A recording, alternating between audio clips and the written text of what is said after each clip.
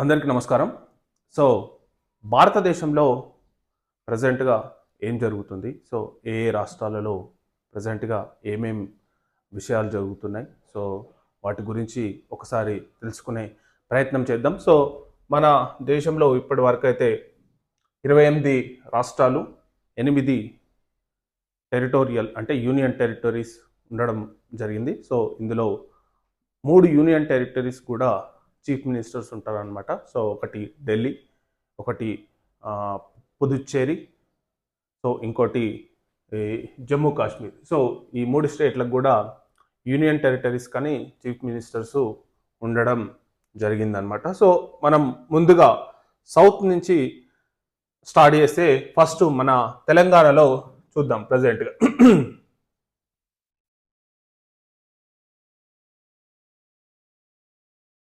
ప్రజెంట్గా తెలంగాణలో మాత్రం 2 మేజర్ ఇష్యూస్ పొలిటికల్గా కవిత గారిది మనందరికీ తెలిసిందే. కవిత గారు టీఆర్ఎస్ పార్టీ నుంచి బీఆర్ఎస్ పార్టీ నుంచి వాళ్ళ ఫాదరు ఎక్స్పెల్ చేయడం జరిగింది. సో, తర్వాత తదుపరి పరిణామాలు అనేది ఆమె ప్రెస్ మీట్ పెట్టి ఏదైతే ఎమ్మెల్సీ ఉందో దానికి రాజీనామా చేయడం జరిగింది. సో, ఆ తర్వాత బీఆర్ఎస్ పార్టీలో చాలా లుకలుకలు ఉన్నట్టు ఆమె చాలా హరీష్ రావు మీద చాలా పెద్ద ఎత్తున అవినీతి అక్రమాలు చేశాడని చెప్పి సంతోష్ రావు మరియు హరీష్ రావుపై మోపడం జరిగిందనమాట. సో, అది ఇష్యూ ప్రజెంట్గా జరుగుతుంది. సో, తర్వాత కాళేశ్వరం ప్రాజెక్టు మనందరికి నేను కూడా నిన్న కొంచెం ఎక్స్ప్లెనేషన్ ఇవ్వడానికి ట్రై చేసిన. సో, కాళేశ్వరం ప్రాజెక్టుపై justice PC Ghosh commission report ఇవ్వడం జరిగింది. సో, పిసి ఘోష్ కమిషన్కు అగెనెస్ట్గా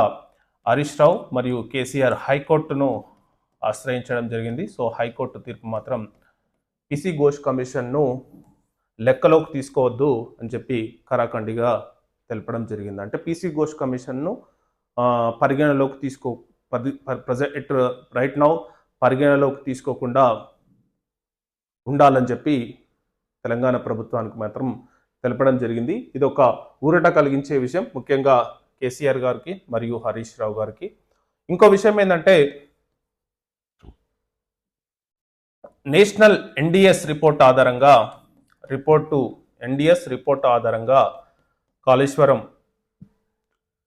కాళేశ్వరంపై ఏదైనా చర్యలు ఉంటే ఎన్డిఎస్ ఆధారంగా తీసుకుంటామని చెప్పి తెలంగాణ గవర్నమెంట్ అయితే హైకోర్టుకు మాత్రం తెలపడం జరిగింది. సో, ఈ 2 ఇష్యూస్ ప్రజెంట్గా రాజకీయంగా తెలంగాణలో కలకలం సృష్టించాయని చెప్పాలి. ఆ తర్వాత మేజర్గా next Andhra Pradesh. So, Andhra Pradesh issue వచ్చేసరికి నారా లోకేష్ అంటే ప్రజెంట్గా అతను మోడీని కలవబోతున్నాడు.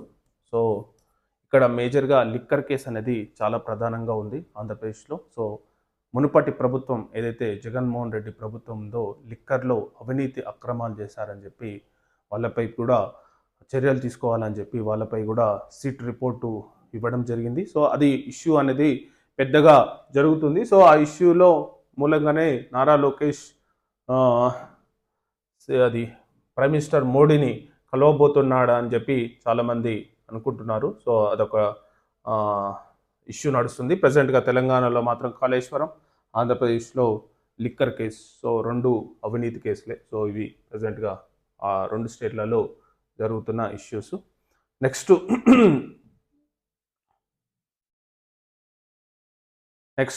తమిళనాడు వచ్చేసరికి తమిళనాడు సీఎం స్టాలిన్ ప్రజెంట్గా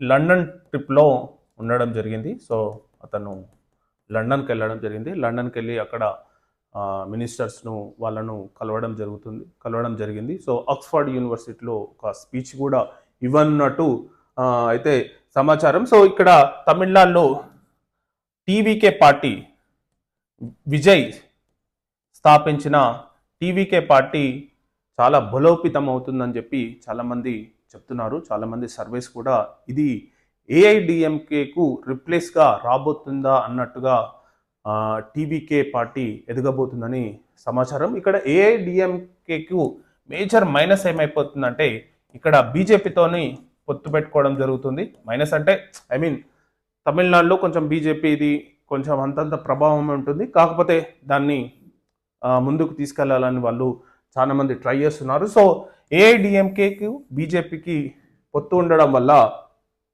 టీవీకే పార్టీ మేబీ పుంజుకునే అవకాశం ఉందని చెప్పి చాలామంది సర్వేలు అయితే చెప్పడం జరిగింది. సో ఇది ఇక్కడ తమిళనాడులో విషయాలు. సో నెక్స్ట్ కేరళకు వచ్చేసరికి నెక్స్ట్ కేరళ. సో ఈరోజు కేరళలో ఓనం పండగ జరుగుతుంది. కేరళ ఇక్కడ పినరాయి విజయన్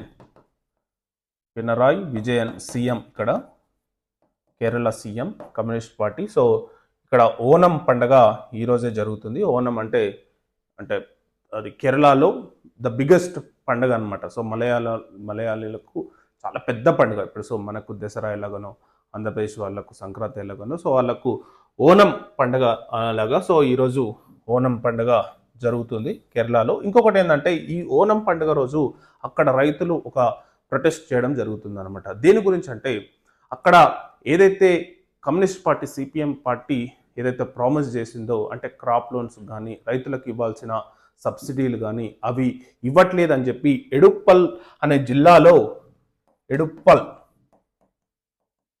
ఎడుప్పల్ అనే డిస్ట్రిక్ట్లో అంటే నియర్ బై ఎడుప్పల్లో ఫార్మర్స్ హంగర్ స్ట్రైక్ చేయబోతున్నారు. సో ఓనం రోజే అంటే ఈ పండుగ రోజే చేస్తామని చెప్పి వాళ్ళైతే అల్టిమేటం ఇవ్వడం జరిగింది. సో ఇది కేరళకు సంబంధించిన ఇష్యూస్. నెక్స్ట్ కర్ణాటక. సో కర్ణాటకలో మేజర్గా దిస్ ఇస్ కర్ణాటక. సో కర్ణాటకలో మేజర్గా ధర్మస్థలి ఇష్యూపై సోనియా గాంధీకి ఒకరు లెటర్ రాయడం జరిగింది. ఎందుకంటే సోనియా గాంధీ ఇక్కడ కాంగ్రెస్ పార్టీ అధికారంలో ఉంది కాబట్టి అక్కడ ఉన్న మహిళా సంఘాలు సోనియా గాంధీకి ఒక లెటర్ రాయడం జరిగింది.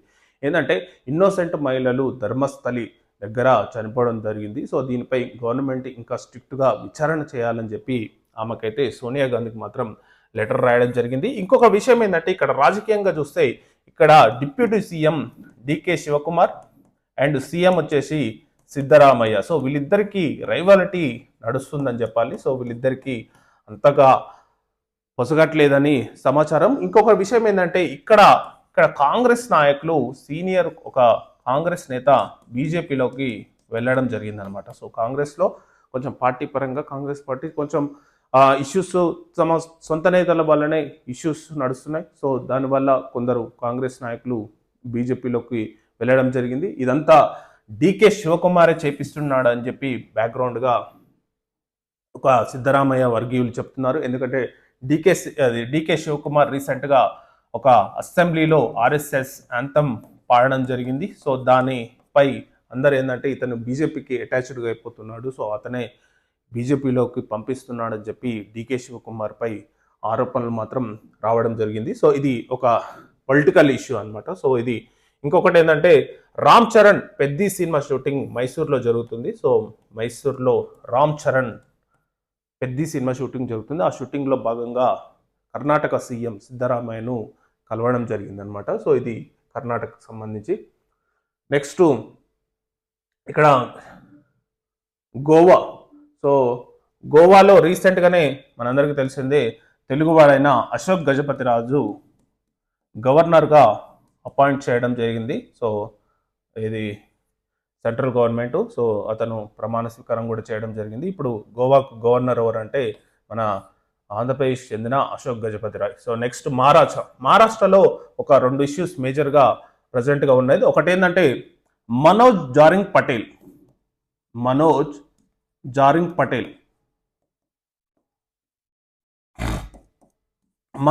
పటేల్ ఎవరంటే మరాఠాకు రిజర్వేషన్స్ కావాలని చెప్పి పోరాడుతున్న ఒక మరాఠాకు చెందిన వ్యక్తి. సో అతను హంగర్ స్ట్రైక్ చేయడం జరిగింది ఒక 3-4 రోజుల్లో. ఆ తర్వాత గవర్నమెంట్ చర్చల సఫలీకృతం కావడం జరిగింది. సో అతను ఏంటంటే ముఖ్యంగా గవర్నమెంట్ చెప్పింది ఏంటంటే మరాఠీలకు కున్బీస్లో చేరాలి, అంటే కున్బీస్ అనేది ఓబీసీకి చెందిన వర్గం అనమాట. సో మరాఠవాడలను మొత్తము కున్బీస్లో చేర్చాలి, అట్లయితేనే వాళ్ళకు రిజర్వేషన్లో న్యాయం జరుగుతుందని చెప్పి అతని డిమాండ్ చేయడం జరిగింది. ఈ డిమాండ్కు మహారాష్ట్ర గవర్నమెంట్ దేవేంద్ర ఫడ్నవీస్ అంగీకారం తెలపడం జరిగింది. సో వాళ్ళే ఫస్ట్ ఆఫర్ మాత్రం ఈడబ్ల్యూఎస్లో చేరుస్తామని చెప్పారు, కానీ ఈడబ్ల్యూఎస్లో వద్దు, ఓబీసీలో చేర్చాలి, ఓబీసీలో కున్బీస్లో చేర్చాలని చెప్పి ఇది మనోజ్ ఝారింగ్ పటేల్ చాలా పెద్ద ఎత్తున హంగర్ స్ట్రైక్ చేయడం జరిగింది. దానికి అనుగుణంగానే మహారాష్ట్ర గవర్నమెంట్ సంచలన నిర్ణయం తీసుకొని అతను డిమాండ్స్ను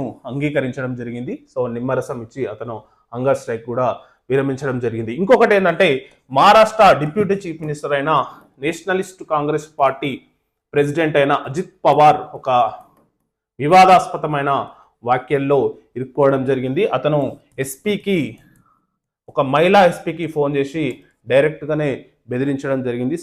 శాండ్ మాఫియాలో ఆ మహిళా ఎస్పీ తీసుకున్న ఏదైతే చర్యలు తీసుకుందో ఆ చర్యలను వ్యతిరేకిస్తూ ఆయన డైరెక్ట్ ఎస్పీకి కాల్ చేసి బెదిరించడం జరిగింది. సో ఈ వీడియో అనేది ప్రజెంట్గా హాట్ టాపిక్గా మారుతుంది. సో దీనిపై మరి ఎన్డీఏ గవర్నమెంట్ ఎలాంటి చర్యలు తీసుకుంటుందో చూడాలి. సో ఇది మహారాష్ట్ర.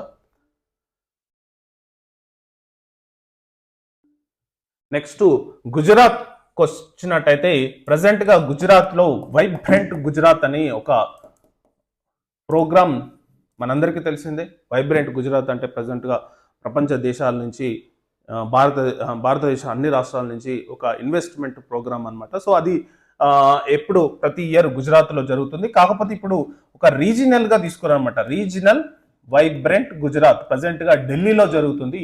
ఈ ఢిల్లీలో గుజరాత్ సీఎం భూపేంద్ర పాటిల్ హాజరు కావడం జరిగిందనమాట. సో ఇది ఒక ఇష్యూ. ఇంకొకటి ఏంటంటే గుజరాత్కు వాతావరణ శాఖ తీవ్రమైన హెచ్చరికను ఇవ్వడం జరిగింది. వర్షాలు విపరీతంగా కురిసే అవకాశం గుజరాత్లో కూడా ఉందని చెప్పి చెప్పడం జరిగింది. సో దానికి అనుగుణంగా అక్కడ ప్రజలు అప్రమత్తంగా ఉండాలని చెప్పి వాళ్ళను హెచ్చరించడం జరిగిందనమాట. సో ఇది మేజర్గా గుజరాత్లో. సో నెక్స్ట్ మధ్యప్రదేశ్కి వస్తే,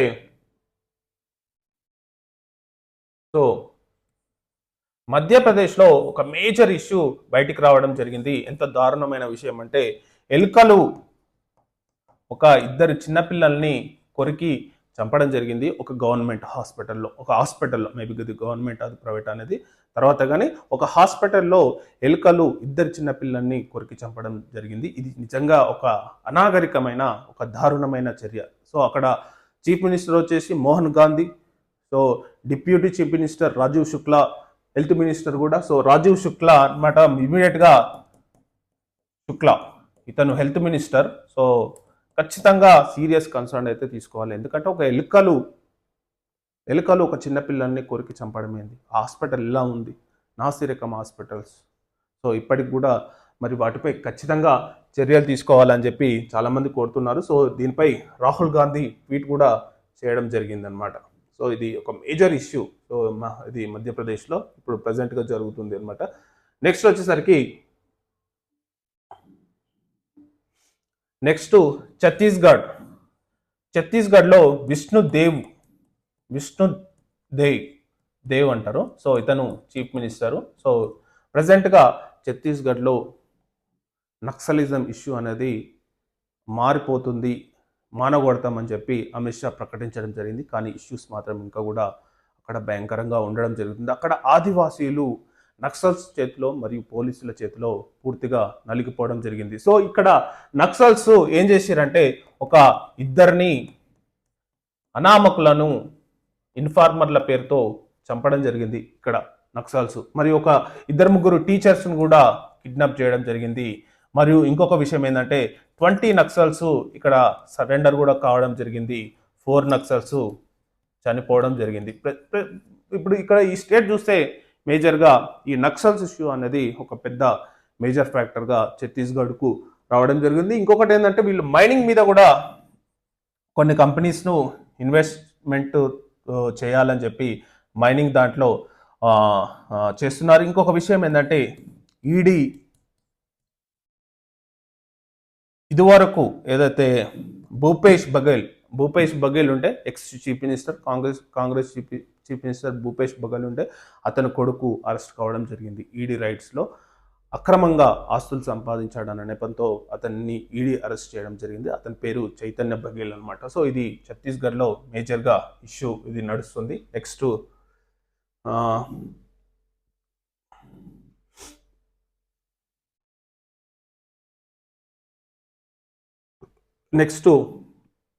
ఒడిస్సా. సో ఒడిస్సాలో చరణ్ మాజీ చీఫ్ మినిస్టర్ చరణ్ మాజీ. సో అక్కడ ప్రజెంట్గా సేమ్ వర్షాలతో చాలామంది ఇబ్బంది పడుతున్నారు. సో ఇక్కడ కూడా కొంచెం నక్సల్స్ డిపెండెంట్ ఆదివాసీల ఇష్యూ అక్కడ కూడా ఈ రాష్ట్రంలో కూడా కొనసాగుతుంది. దీనిపై కూడా సార్ట్అవుట్ చేయాలని చెప్పి చాలామంది చెప్తున్నారనమాట. సో ఇది ఒక పెద్ద ఇష్యూగా నడుస్తుంది. Next west Bengal. So west బెంగాల్లో ప్రజెంట్గా మమతా బెనర్జీ ఏం చేసిందంటే Mamata Banerjee plus versus BJP అక్కడ అసెంబ్లీలో పెద్ద యుద్ధమే జరిగింది రీసెంట్గా. సో ఓట్ చోరీ అంటే ఓటు గురించి ఏదైతే ఇష్యూస్ ప్రజెంట్గా నడుస్తుందో దాని గురించి ఆమె అసెంబ్లీలో తీవ్రమైన పోరాటం చేయడం జరిగింది. సో అక్కడ పోడియం దగ్గరికి వెళ్ళడం జరిగింది. నేనైతే ఫస్ట్ టైం చూసిన ఒక సీఎం పోడియం దగ్గరికి వెళ్ళి ఆ నిరసనలో పాల్గొనడం అనేది అయితే ఫస్ట్ టైం చూసిన అనమాట. నెక్స్ట్ జార్ఖండ్లో ప్రజెంట్గా హేమంత్ సోరెన్. సో జార్ఖండ్ ముక్తి మోర్చా సో పార్టీ నుంచి హేమంత్ సోరెన్ సీఎంగా ఉన్నాడు. సో రీసెంట్గానే అతని తండ్రి చనిపోవడం జరిగింది, శిబు సోరెన్. సో హేమంత్ సోరెన్ యొక్క తండ్రి గారు చనిపోవడం జరిగింది. సో అది ఒక నడుస్తుంది. నెక్స్ట్ బీహార్కి వచ్చేసరికి బీహార్లో అక్టోబర్లో ఎలక్షన్స్ నడుస్తున్నాయి. అక్టోబర్ కానీ మేబీ నవంబర్ కానీ. సో అక్కడ మాత్రం ఎలక్షన్స్ నడుస్తున్నాయి. కొన్ని ఒక టైమ్స్ నౌ సర్వే ప్రకారం అయితే ఎన్డీఏ మాత్రం బంపర్ మెజారిటీతో విన్ కావడం జరిగిందని చెప్పడం జరిగింది. మరియు ఎన్డీఏ కానీ ఇక్కడ రాహుల్ గాంధీ మాత్రం చాలా ఫైటింగ్ చేస్తున్నాడు. అక్కడ మేజర్గా ఆర్జేడీతో మరియు కాంగ్రెస్తో పొత్తు పెట్టుకొని విపరీతంగా అక్కడ ఓట్ చోరీ అనే ఇష్యూ నినాదంతో చాలా పెద్దగా ర్యాలీ చేయడం జరుగుతుంది. సో మరి ఓట్లు ఎలా ఉంటుందో అనేది మేబీ చూడాలి. ఎందుకంటే ఇది అక్టోబర్ కానీ కమింగ్ నవంబర్లో కానీ జరుగుతుందని చెప్పి ఎలక్షన్స్ జరుగుతాయని చెప్పి ఇక్కడైతే వార్తలు రావడం అయితే జరిగింది. నెక్స్ట్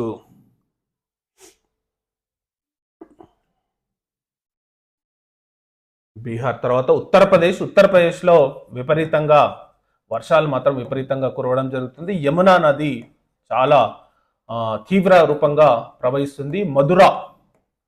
మధుర చాలా మటుకు మునిగిపోవడం జరిగింది. అక్కడ వాళ్లకు రీహాబిలిటేషన్ కూడా ఇవ్వడం జరుగుతుందని చెప్పి సీఎం యోగి ఆదిత్యనాథ్ తెలపడం జరిగింది. సో ఇక్కడ ఇంకొక ప్రోగ్రామ్ కూడా తీసుకోవడం జరిగింది. ఏంటంటే ఈరోజు టీచర్స్ డే సందర్భంగా ప్రతి టీచరు ఒక మొక్క అంటే టీచర్ పేరు మీద ఒక మొక్క నాటాలని చెప్పి అతను ఈరోజు ఒక పథకం కూడా స్టార్ట్ చేయడం జరిగింది. అంటే ప్రతి టీచర్ పేరు మీద ఒక మొక్క నాటాలి. సో వాళ్ళకు గుర్తుగా పెంచాలని చెప్పి అదొక ప్రోగ్రామ్ తీసుకున్నాడు. ఎందుకంటే ఈరోజు టీచర్స్ డే సందర్భంగా. నెక్స్ట్ ఉత్తరాఖండ్లో కూడా ఇంకా నార్థరన్ ఇండియా పర్టికులర్గా ఇప్పుడు ప్రజెంట్గా పంజాబ్ కానీ హర్యానా కానీ హిమాచల్ ప్రదేశ్ కానీ జమ్మూ కాశ్మీర్ కానీ ఈ స్టేట్స్ మొత్తం దాదాపు విపరీతంగా వర్ష ప్రభావాలు ఉన్నాయన్నమాట. సో విపరీతంగా వర్షాలు కురుస్తున్నాయి. సో వర్షాలు కురవడం వల్ల అక్కడ జనజీవనం చాలా స్తంభించిపోయినాయి. ముఖ్యంగా హర్యానాలో మాత్రం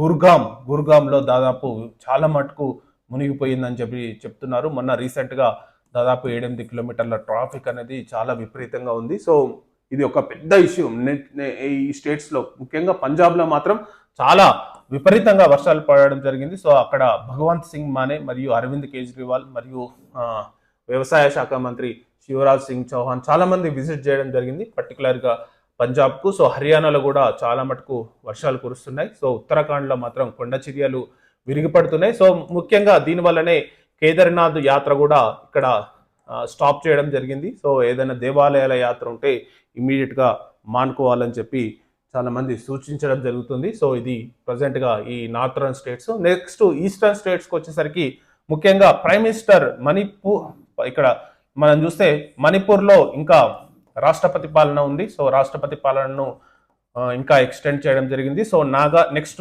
నాగాలాండ్, మిజోరాం ఈ 2 స్టేట్స్ను ప్రైమ్ మినిస్టర్ మోదీ విజిట్ చేయబోతున్నాడు. సో త్వరలోనే, ఎందుకంటే రీసెంట్గానే చైనా వెళ్ళి వచ్చిన తర్వాత ఈ 2 స్టేట్స్ విజిట్ చేయడం అనేది ఒక వ్యూహాత్మకం అని చెప్పాలి. నెక్స్ట్ ఈ త్రిపుర కానీ అస్సాం. సో అస్సాంలో ఒక హేమంత్ బిశ్వాస్ శర్మ చీఫ్ మినిస్టర్ అనమాట. సో ఇతను మోస్ట్ పాపులర్ సీఎం అని చెప్పి ఇండియా టుడేలో ఒక సర్వే అయితే రిలీజ్ చేయడం జరిగింది. ఇండియాలో ద పాపులర్ సీఎం ఎవరంటే హేమంత్ బిశ్వాస్ శర్మ అని చెప్తున్నారు. సో ఇక్కడ త్వరలోనే ఎలక్షన్స్ జరగబోతున్నాయి. ఇంకా దానికంటే ముందు బోడోల్యాండ్ ట్రైబల్ కు సంబంధించిన ఒక కౌన్సిల్ అనమాట, బీటీసీ అంటారు, బోడోలాండ్ ట్రైబల్ కౌన్సిల్ అని అంటారు. సో దీనికి దాదాపు 5 డిస్ట్రిక్ట్లకు కవర్ చేస్తాయి. సో 40 నియోజకవర్గాలు కవర్ చేస్తాయి అనమాట. సో దీనిపై త్వరలోనే ఎలక్షన్స్ జరగబోతున్నాయి. ఈ నెలలోనే 22 తారీఖు రోజు ఎలక్షన్స్ జరగబోతున్నాయి. చాలామంది కాంగ్రెస్ పార్టీ కానీ, బీజేపీ పార్టీ కానీ, ఇంకా బోడో మూవ్మెంట్ వాళ్ళ పార్టీ కానీ, సో ఇట్లాంటి పార్టీస్ చాలామంది ఇక్కడ పోటీ చేయడం జరుగుతుంది. ముఖ్యంగా ఇది రిజర్వ్డ్ కేటగిరీస్కి సంబంధించింది. ఎక్కువగా ట్రైబల్ అంటే 40 కౌన్సిల్ మెంబర్స్ ఉంటే ఆల్మోస్ట్ 30 రిజర్వ్డే ట్రైబల్కే ఇస్తారు. సో ఇది ప్రజెంట్గా త్వరలోనే 22 రోజు జరుగుతుంది. సో అది దాని ప్రభావం త్వరలో ఎలక్షన్లపై ఎలా ఉండబోతుంది అని చెప్పి చాలామంది ఎదురు చూడడం జరిగిందనమాట. సో ఇది మేజర్గా ఇంకా అరుణాచల్ ప్రదేశ్, సిక్కిం ఇక్కడ అన్ని మేజర్గా వర్షాలతో అతలాకుతలం జరుగుతుంది. సో నార్థన్ ఇండియా మొత్తం, ఈస్ట్ ఇండియా కానీ నార్త్ ఇండియా కానీ ప్రజెంట్గా వర్షాలు మాత్రం చాలా విపరీతంగా పడుతున్నాయి. సో అక్కడికి ఎవరైనా టూరిస్టులు కానీ ప్రజెంట్గా సౌత్ నుంచి అక్కడికి వెళ్ళాలనుకున్నా, ఏదైనా దేవాలయాలను సందర్శించాలనుకున్నా, కేదార్నాథ్ కానీ బద్రీనాథ్ కానీ ఇట్లాంటి ఆలయాలు, సో వైష్ణోదేవి ఆలయం కానీ ఇట్లాంటి ఆలయాలు సందర్శించాలంటే కొన్ని రోజులు పోస్ట్పోన్ చేసుకోండి అని చెప్పి చెప్తున్నారు. సో ఇది మేజర్గా భారతదేశంలో అన్ని రాష్ట్రాలలో జరుగుతున్న కొన్ని మేజర్ ఇష్యూస్ను మీ దృష్టికైతే తీసుకురావడం జరిగిందనమాట. So thank you very much.